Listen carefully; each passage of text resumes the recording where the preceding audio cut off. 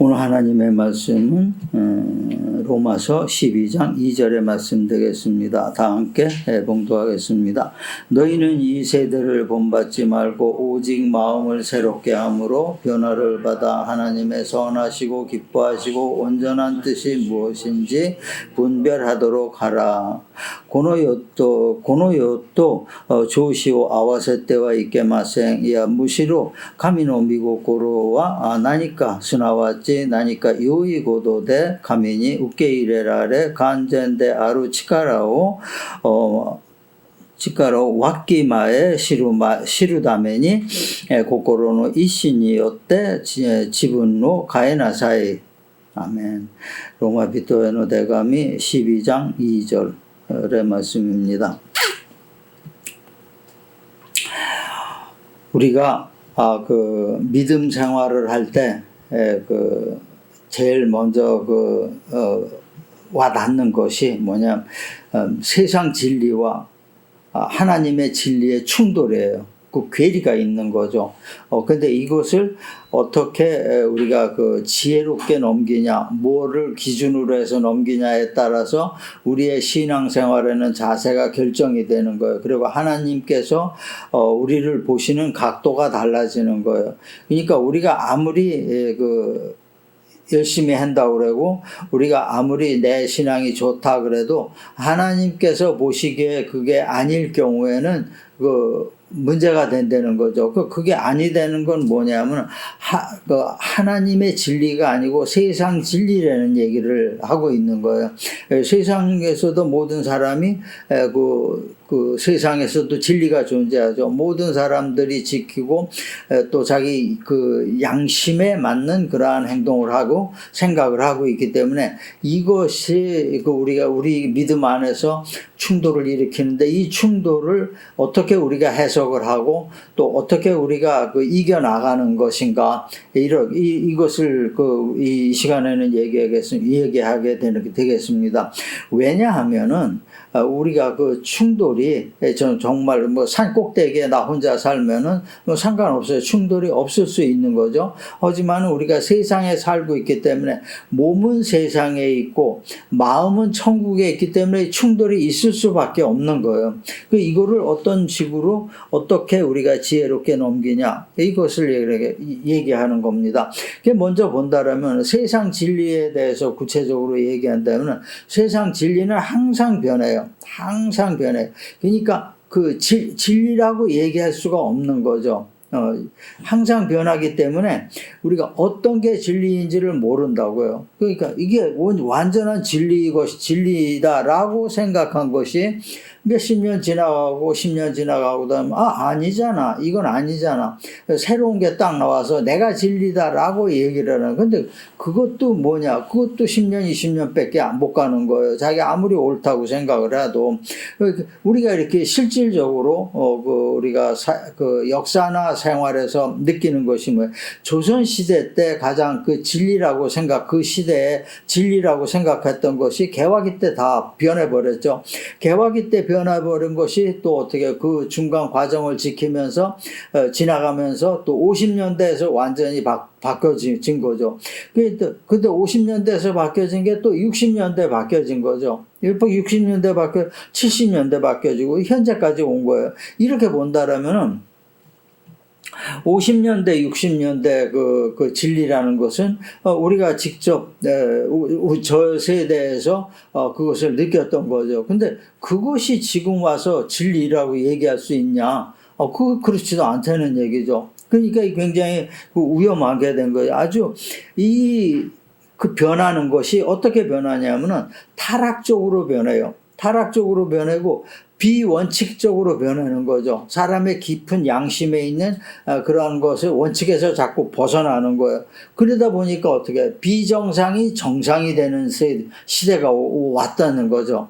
비정상이 정상이 되니까 아주 올바른 그러한 윤리관이나 올바른 그러한 생각을 가진 사람들이 봤을 때는 이건 세상 자체가 조금 이상하게 돌아가는 걸로 생각이 되는 거예요. 그러니까 이 여태까지 세상이 변하는데 왜 세상 진리를 진리라고 얘기 못하는 이유가 뭐냐면은 세상 진리라는 게 변해죠. 조금 전에 얘기한 변해요. 하지만 그 변하는 게 어떻게 돼요?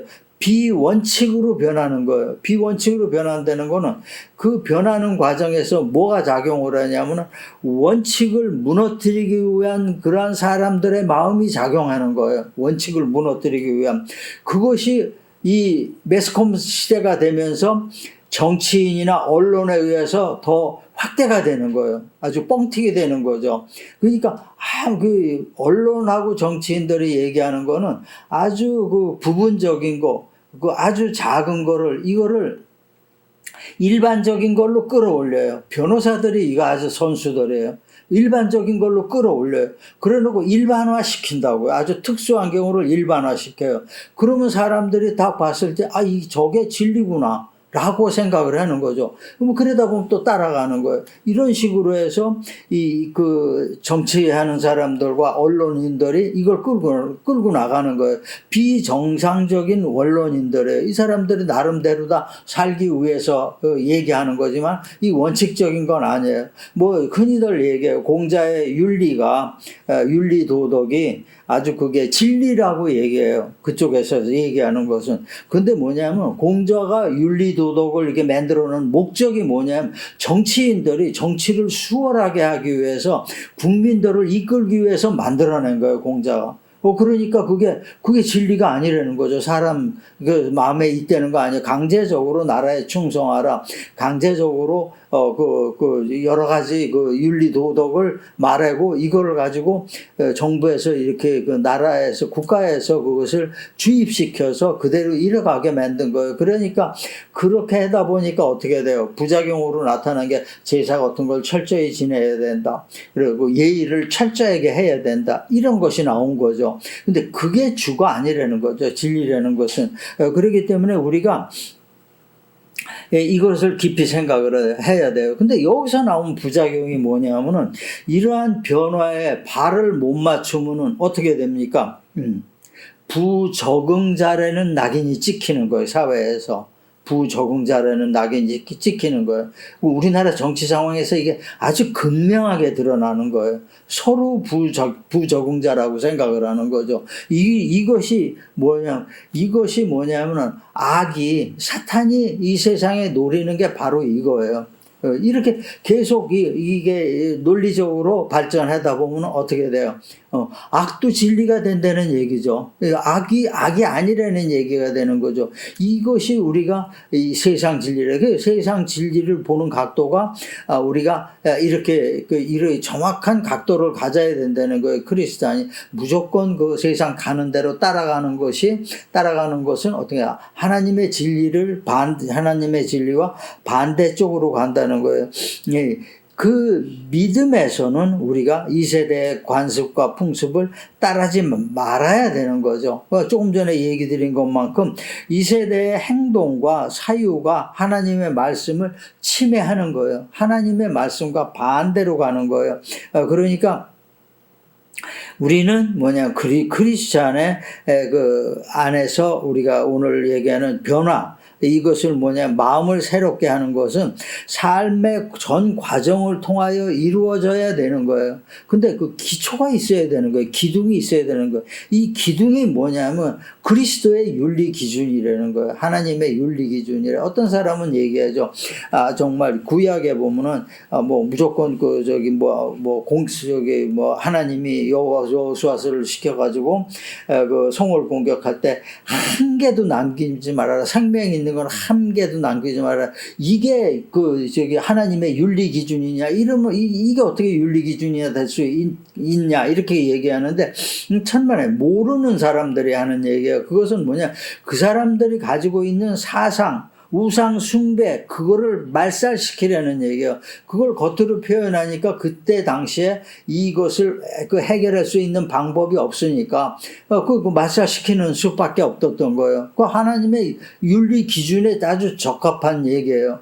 그러니까 우리가 여기에 대해서 지금 같은 시대에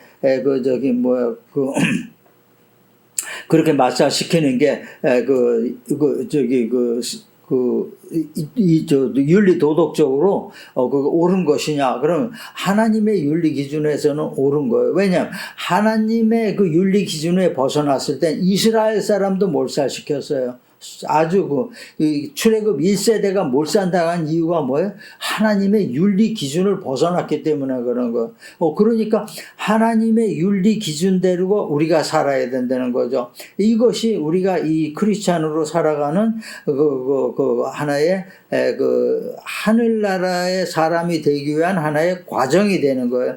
이 하나님의 크리스찬의 윤리 기준은 하나님의 말씀에 있는 거예요. 말씀에 있고 하나님의 말씀을 우리에게 가르쳐주고 깨닫게 해주는 성령 안에 있게 되는 거예요. 그래서 우리 영혼이 살찌게 되고 우리 영혼이 구원받게 되고 우리 영혼이 살게 된다는 거예요. 영생을 얻게 된다는 것을 우리에게 얘기하는 겁니다. 그래서 본다면은 그리스도인은 현실에 순응하는 게 아니라 항상 하나님의 나라를 바라보면서 자신을 끊임없이 개혁해 나가는 거예요. 어떻게 개혁해? 나한테 여태 물들어 있는 세상의 관습을 하나님의 윤리 기준으로 바꾸는 거예요. 그것이 내 크리스찬 안에서 개혁이 되는 거예요. 그러니까 이러한 개혁이 없이는 그러한 우리가 올바른 크리스찬의 길을 걸을 수가 없다는 겁니다. 그런데 이것이 성도라는 거는 이러한 변화의 길에 서 있는 사람을 성도라고 그러는 거예요. 내 자신을 개혁하는 거죠. 내 자신을 그 세상에 완전하게 맞추지 않고 하나님 기준에 맞추면서 우리가 세상을 살아가게끔 하는 것이 이것이 굉장히 우리의 중요한 거고 오늘 얘기하고자 하는 목적입니다. 먼저 본다면 하나님의 선하신 뜻이 있어요. 이걸 우리는 세상에 알리는 사람들이에요. 요한복음 3장 16절이죠. 하나님의 세상을 이처럼 사랑하사 독생자를 주셨으니 이는 그를 믿는 자마다 멸망치 않고 영생을 얻게 하려 하심이니라 그랬어요. 그리고 요한복음 15장 7절에 너희가 내 안에 거하고 내 말이 너희 안에 거하면 무엇이든지 원하는 대로 구하라 그리하면 이루리라 그랬어요.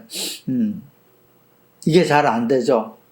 잘 안 돼요. 믿음의 길에 들어간다는 것 자체부터 힘들어요.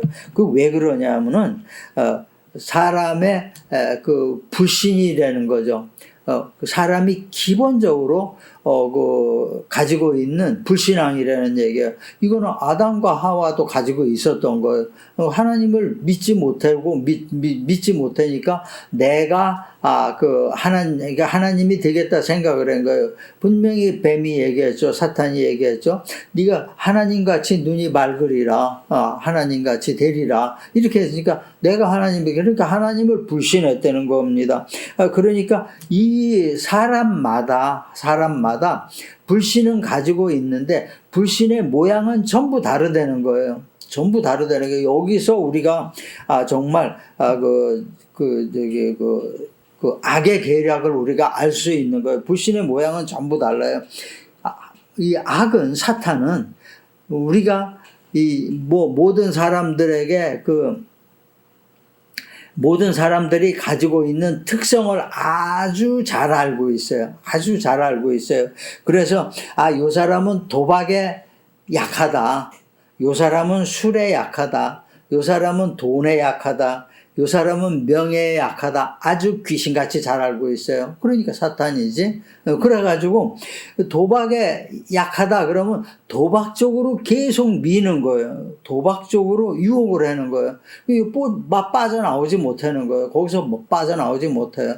또 술, 그쪽으로 도박도 중독이죠. 술도 중독이거든요. 술도 그쪽으로 자꾸 유도하는 거예요. 어떤 사람들은 세계에서 나온 술 안 먹어본 술이 없을 정도로 나는 술을 사랑한다 이렇게 얘기하는 사람들이 있어요. 제가 군대에 있을 때 고참 하나가 완전히 술독에 빠져 지내는 사람이 있어요. 그 사람이 하는 얘기가 나는 술 없으면 못 산다 그래요. 하루 종일 고참이 제대할 때 얼마 안 남았으니까 하루 종일 술독에 빠져서 계속 술을 먹는 거예요. 술이 술값이 부족하면은 쫄병들 때려서라도 PX에 가서 술 사오라 그런다. 그걸 먹는 거예요. 술이 나한테 평안을 주고 술이 나한테 시이라고 그런다고. 그러니까 이거를 떠나서 내가 살 수 없다. 이것은 악에게 잡힌 거죠. 악에게 완전히 잡힌 거죠. 중독이 된 거예요. 일단 중독이 되면은 잡힌 거예요. 예, 도박도 중독이 되면 잡힌 거예요. 마약도 중독이 되면 한두 번 하면은 중독이 되죠. 그냥 잡혀버리는 거예요. 내 명예도 잡혀버리는 거예요. 어떤 사람 국회 나와서 한 번 국회의원 어쩌다 한 번 해가지고 그 다음에 나와서 떨어졌어요. 그만둘 것 같아요? 안 그래요. 시의원이라도 계속 나와요. 될 때까지 나와요. 그러다 보면 다 털어먹는 거예요. 그게 하나의 뭐냐면 중독이 된 거예요. 중독이 된 거예요. 그러니까 그걸로 인해 가지고 완전히 망가지게 되는 겁니다. 요 사탄이 바로 요것을 노리는 거예요. 우리가 가장 주의해야 될 게 바로 이거예요. 내가 나를 컨트롤할 수 있는 힘이 없기 때문에 하나님한테 의지해야 된다는 거예요. 의지하면은 괜찮아요. 근데 의지하는 중에서도 그 사람의 특성을 귀신같이 알아내가지고 자꾸 그쪽으로 유혹을 하는 거예요.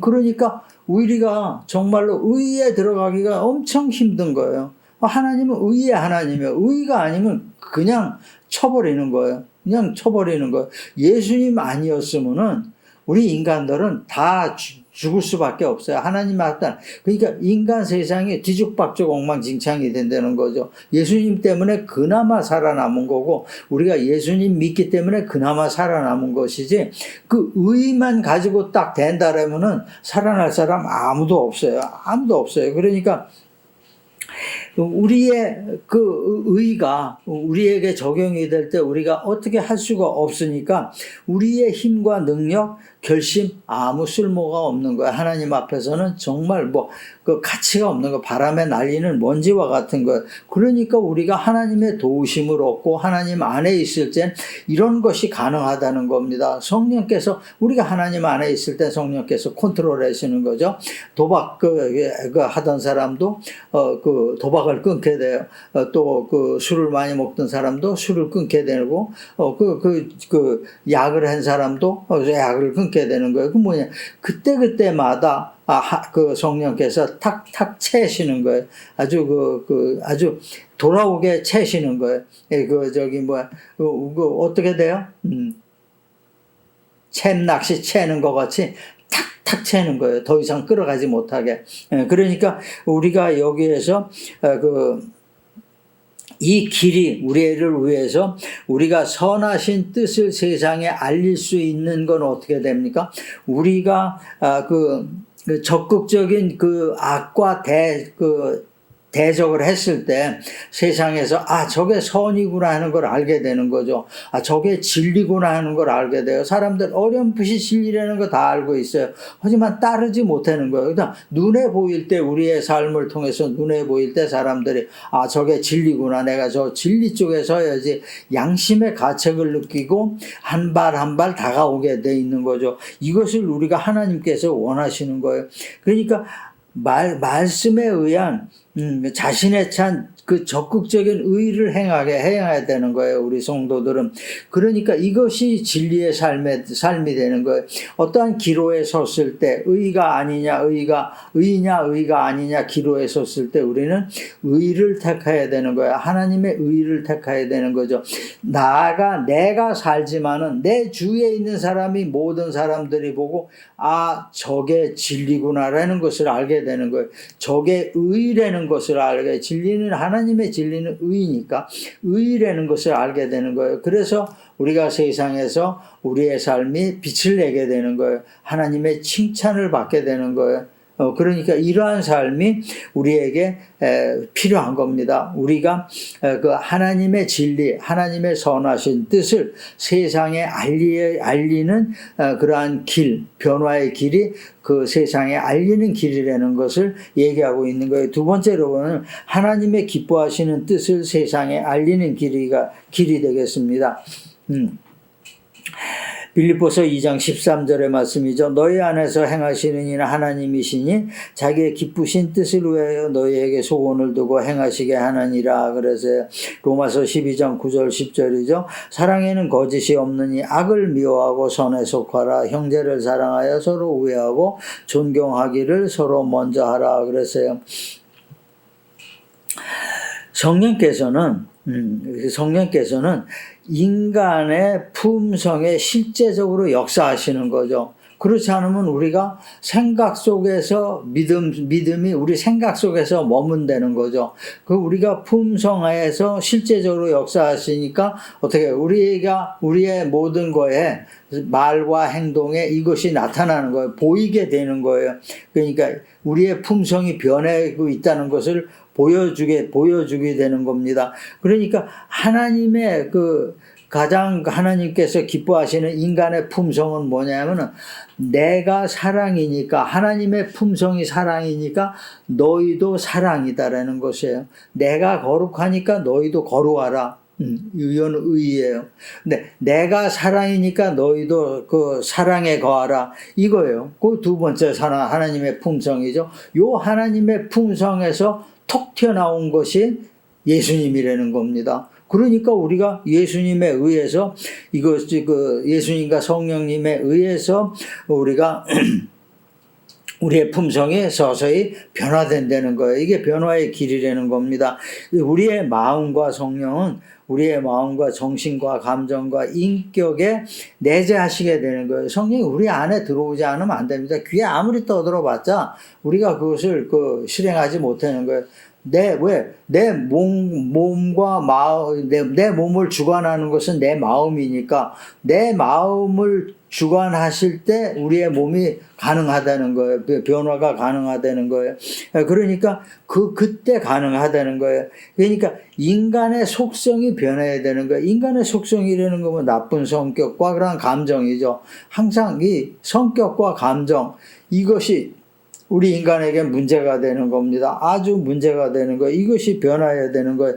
그러니까 이러한 행동이 성령에 의해서 우리가 변하게 될 때는 사랑에 대해서 정말로 사랑이란 무엇인가에 대해서 새로운 원칙이 우리 안에 생기게 되는 거예요. 왜?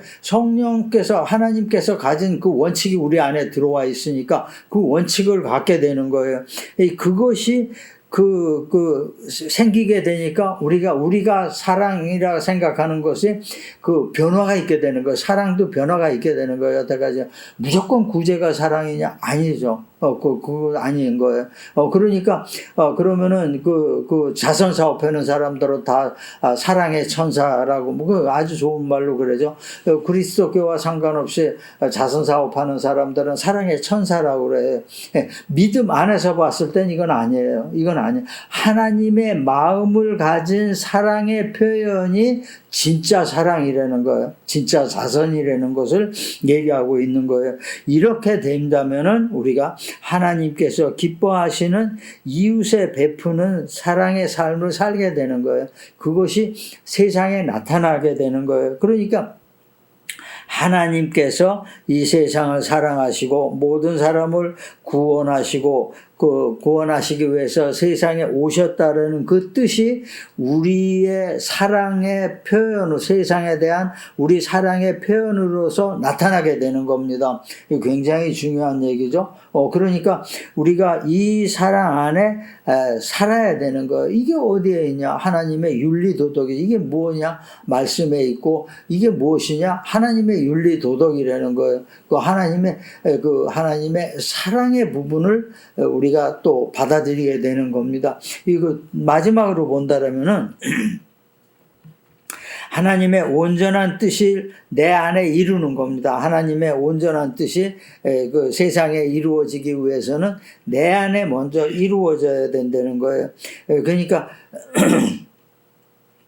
변화가 이루는 내 안에 있는 그런 하나님의 열매가 되는 겁니다. 이 열매를 우리가 가져야 되는 거예요. 이 열매가 없다라면은 믿음 생활이 우리가 헛 믿음 생활을 하게 되는 겁니다.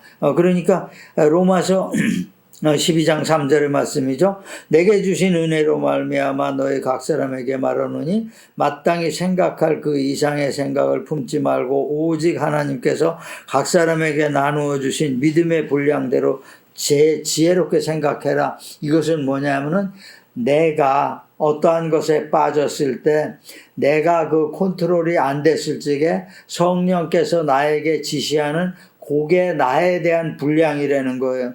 나에 대한 분량이라는 그것을 따름으로 해서 내가 그것을 컨트롤을 할 수 있고 그 하나님의 뜻을 이룰 수가 있다는 겁니다. 그러니까 사람마다 이것은 다 역량이 다른 거예요. 아주 크게 넓은 의미에서 그 세상을 관리하는 사람이 있고 작은 의미에서 세상을 관리하는 사람들이 있어요. 다 일장일단이 있는 거예요. 어떤 게 좋다, 어떤 게 나쁘다 이게 얘기할 수가 없어요. 왜냐하면은 작은 한 가정을 잘 관리하는 사람은 그 가정이 굉장히 번성을 해요. 아브라함이 초창기 때 그랬어요. 아주 그 과정이 아주 관리를 잘했어요. 하지만은 넓은 그 큰 스케일이 큰 그러한 것을 관리하는 사람들은 어떤 결점이 있냐면은 그 문제가 가정에 문제가 생기는 거예요. 왜냐하면 사람으로서 한계가 있다는 겁니다. 그래서 어떻게 돼요? 유명한 정치인의 자녀나 유명한 기업의 그 자녀들이나 유명한 교회의 지도자들이나 그 자녀들이 하나같이 그 윗대의 그 말을 그대로 말과 행동을 그대로 따르지 못하는 거예요. 그러면서 타락을 해가는 거예요. 아주 교계에는 이게 더 심해요. 아주 심해요. 이것이 뭐냐면은 내가 바깥 일을 해서 아주 큰 일을 해가지고 너무 그 위대하다 보니 너무 큰 일을 하다 보니까 가정에 소홀하게 되는 거예요. 가정에 소홀하면 어떻게 해요? 애들이 삐딱하게 나가는 수밖에 없는 거예요. 당연히 삐딱하게 나가는 거예요. 유명한 가수나 배우들 자식들이 제대로 되기가 엄청 힘들어요. 왜? 정말 밥 먹고 세수하기도 힘든 그러한 시간을 사는 거예요. 어떻게 자식을 관리해요? 일본에도 그래요. 아주 유명한 사람들 그 자식들이 보면은 다 아주 그냥 피지를 못하는 거예요. 그 관리를 못했으니까 부모가 직접 관리를 해야 되는데 그걸 관리를 못해서 그렇게 되는 거죠. 그러니까 일장일단이 있어요. 근데 그것이 하나님께서 우리에게 주신 그릇이라는 겁니다. 어떤 내 그릇이 가정을 위한 그릇이다. 그러면 이 가정에 충실을 하게 된 그 가정이 굉장히 성하게 되는 거예요. 아브라함 그때 그랬잖아요. 근데 어떻게 돼요? 그 뒤에 야곱이 가서 이스라엘이 커지면서 또 왕이 되고 그러면서 이스라엘 다윗 솔로몬 왕이 되고 그러면서 그 뒤에 어떻게 됐어요? 그 자녀들이 아주 좋지 않게 돼버린 거죠. 그런 거하고 똑같은 거예요. 지금까지 얘기한 게 그런 게 전부 그런 거예요. 이스라엘 역사에도 우리에게 나타나는 거예요. 그러니까 내 안에 변화가 왔을 때 내 안에 나를 잘 관리를 해야 된다는 거예요. 나에게 맡겨진 것을 잘 관리를 해야 된다는 거예요. 이게 뭐냐면 시험과 변화의 과정에 있어서 시험과 연단을 통과한 자는 마음을 새롭게 함으로써 연단을 받아 선하시고 기뻐하시고 온전하신 뜻이 무엇인가를 입증할 수가 있다는 거예요. 요걸 바로 입증하는 거예요. 요거를 바로 입증하고 내 위치가 어딘가 이것을 분별하는 거예요. 오늘 말씀이 그것이 아주 중요한 말씀이에요. 우리 크리스천의 세상 사는 삶의 자세에서 아주 중요한 것을 얘기하고 있는 겁니다. 그러니까 이것을 우리가 이루어야 된다는 거예요. 나에게 맡겨진 것을. 그러니까 그것이 아주 그 가정만 나에게 맡겨진 사람이 있고 가정과 사회 일부를 나에게 맡겨진 사람이 있고 다 가정 없이 그냥 사회 전체적인 거 맡겨진 사람. 거기에 맞춰서 내가 그것을 분별해내는 거예요. 분별해서 나가라는 겁니다. 그러면 틀림없다는 겁니다. 그러니까 그렇게 큰 일을 해도 우리가 온전하게 가정을 관리할 수 있고 알면은 관리가 되는 거죠. 모르면 관리가 안 되는 거죠. 그리고 작은 거를 해도 큰 일을 할 수 있고 이것이 하나님께서 말씀하시는 거예요. 이때 우리에게 나타나는 것이 뭐냐? 바로 그 믿음의 열매가 나타난다는 거예요. 이 안에서 우리가 이러한 과정을 거치면서 믿음의 열매가 나타난다는 거예요. 열매가 나타나는데 우리 안에서 나타나는 열매를 거룩한 기질이 나타나고 우리 의를 가지고 있으니까 거룩한 기질을 가지고 성화된 감정이에요. 성령에 따라서 우리가 사랑을 행하니까 성화된 감정을 우리가 갖게 된다는 거예요. 이것이 성령께서 우리 안에 내 안에 임재하심으로 나타나는 열매라는 겁니다. 이러한 열매가 우리에게 삶의 목표가 되는 겁니다. 이러한 목표를 위해서 우리가 살아야 되는 겁니다. 우리의 삶이 세상에 섞이지 않는 삶일 때 하나님의 온전한 뜻이 내 안에 임하셔서 내 안에서 나타나심으로 인해서 나의 삶에 믿음의 열매를 맺게 된다는 것을 얘기하고 있는 겁니다. 오늘 말씀을 마무리하겠습니다.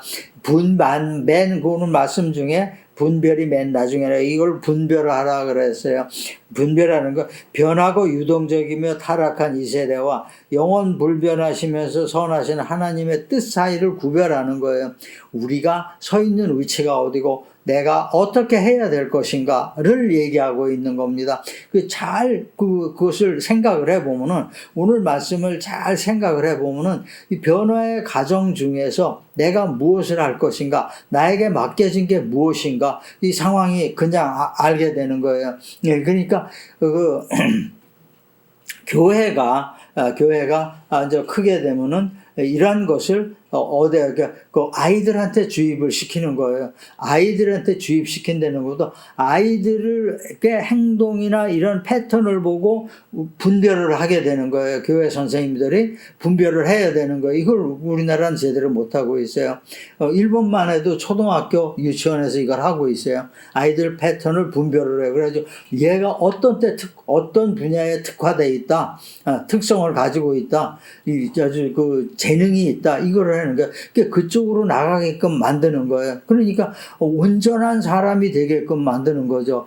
사회도 그렇게 발전을 하고 있어요. 교회가 그거보다는 한참 더 위를 가야 되는데 우리 교회가 거기서 미치지 못하고 있는 거, 가지를 못하고 있는 거. 무조건 믿음만 해서 하는 게 강조할 것이 아니고, 믿음 안에서 어떻게 얘가 어떠한 삶을 살아야 될 것인가, 그것을 얘기하는, 남자 여자 상관이 없어요. 어떠한 삶을 살고 어떠한 것이 재능이 얘한테 부여됐는가, 이거를 알아야 되고, 부모가 어떻게 얘를 컨트롤하고 키워나가야 되는가, 나의 일과 상관없이 키워야 되니까, 이것을 우리가 온전하게 할 때 어떻게 돼요? 우리의 다음 세대도, 내 세대에서 그 변화가 온전하게 이루어진다면 다음 세대도 그걸 받게 되는 겁니다. 받게 돼서 올바른 길로 나가게 되는 거예요. 늘 하나님의 윤리 안에서 살게 되는 거예요. 이러한 삶을 하나님은 원하시는 거예요. 그러니까 우리 성도들 현실보다 하나님의 나라를 바라보면서 의와 이웃사랑의 삶으로 하나님의 온전한 뜻이 내 안에 이루어져야 된다는 거예요. 이것이 이루어졌을 때는 자유롭고 만족한 신앙생활을 하게 된다는 겁니다. 하나님의 뜻이 너희가 이렇게 어느 나라에서 안 믿는 나라에 가서 순교해라, 아니에요. 순교의 시대, 지금 은혜의 시대라는 겁니다. 그리고 순교도 그 사람에게 맡겨진 걸 순교하는 사람이 있다는 거예요. 아무나 가가지고 순교하고 그러는 거. 예전에 그랬어요. 예전에 일본에서 250년 동안 기독교 탄압을 했어요. 그러니까 외국에서 선교사들 오던가 선교에 걸렸다 그러면은 무조건 잡아 죽였어요. 그리고 유럽에서 어떤 일이 있었냐면은, 내가 믿는 믿음 안에 있는데 어떻게 가장 좋은 게 믿음에서 가장 좋은 열매를 맺는다는 것이, 근데 유럽에서도 잘못 가르친 거죠. 그것이 뭐냐면은 순교라고 얘기를 한 거예요. 지금 아랍권에서 얘기하는 게 바로 똑같은 거예요. 구약만 보면은 그렇게 돼요. 그죠? 지금 순교가 최고의 하나님의 영광을 나타내는 거예요. 그래서 어떤 일이 있었냐면은, 어쨌든 무조건 어떤 방법을 쓰든지 일본으로 가자 그랬어요. 왜? 일본에 가서 잡히면 죽으니까 순교가 되는 거죠. 이러한 것도 있었어요. 이거 어리석은 거죠. 내가 나에게 부여된 그 그릇을, 재능을 모르는 사람들이에요. 모르는 사람들이 무조건 이렇게 하면은 순교되면 내가 최고야. 뭐 어차피 살기도 싫고, 힘들고, 그러면 가면은 자동적으로 잡히니까, 얼굴이 생긴 게 새가 다르니까 무조건 잡히죠. 죽게 되는. 이러한 것은 하나님의 뜻을 너무 모르는 거예요. 너무 모르는 사람들이 하는 거예요. 예, 그리고 우리나라도 요새 가끔 그래요. 아랍권으로 가고 그래요. 가고 그러는데 너무 몰라서 그래요. 사람은 각자 그 하나님이 그 정해주신 그러한 길이 있고, 그러한 길을 걸어가야 되고, 그러한 일을 해야 되는 겁니다. 무조건 그건 내가 선택하는 거 아니에요. 내가 선택하는 거 아니니까 믿음 안에서, 성령 안에서 있게 되면 알게 되는 거예요. 자동적으로 알게 되는 게. 그래서 자꾸 강조하는 것이 믿음에 깊이 들어가라, 믿음에 깊이 들어가, 성령 안에서 행동하라 하는 것이 이러한 것을 알게 되는 거예요. 그 알려고 맘만 먹는다면 믿음 안에서 이건 금방 되는 거예요. 또 금방 됐을 때 우리가 행하기도 쉽게 되는 거죠. 그러니까 우리가 그 믿음 안에서 자유로워야 돼요. 그리고 만족한 신앙생활을 해야 되는 거예요. 이러한 자유롭고 만족한 신앙생활을 누리는 여러분과 여러분의 가정이 되시기를 주님의 이름으로 축원합니다.